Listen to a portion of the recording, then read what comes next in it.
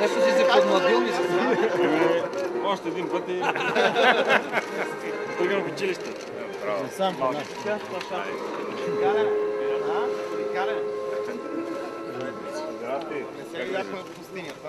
Чакай да кажа, добре дошъл, чакай да стигне ред. Да стигне ред.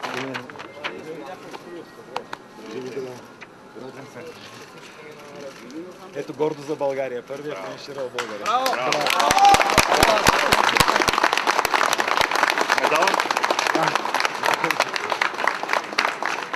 Я да видим сега. Чупих кутията още при връчването. Абе, ма не е кутията. Браво, браво. Това е. Браво. Адмирация. Високо да го видим! Браво, България!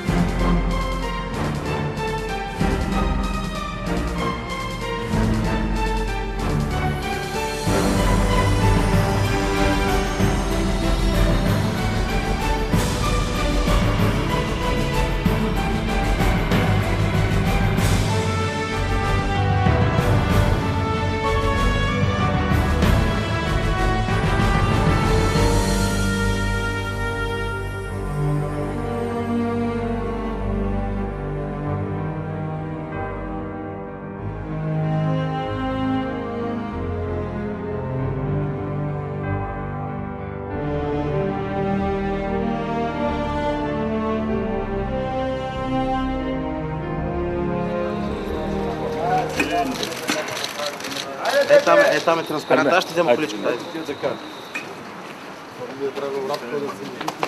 Много се радвам за теб.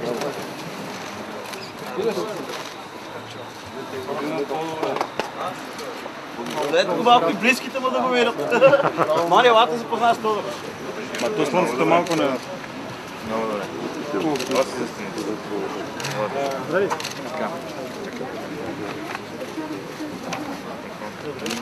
Знаеш още... Не, нормално всичко. Всичко е нормално. Всичко е много компресирано и все нещо ново се случва, все нещо ново не свършва. Сега много хора искат да им разказваш.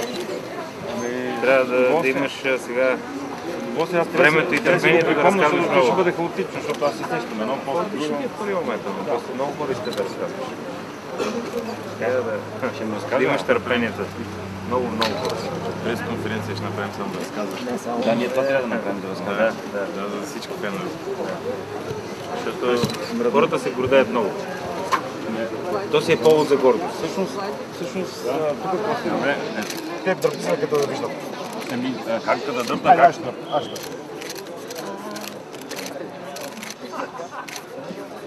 Окей. Благодаря. Ценно знаме, да знаете. Да. Беби, елата пак.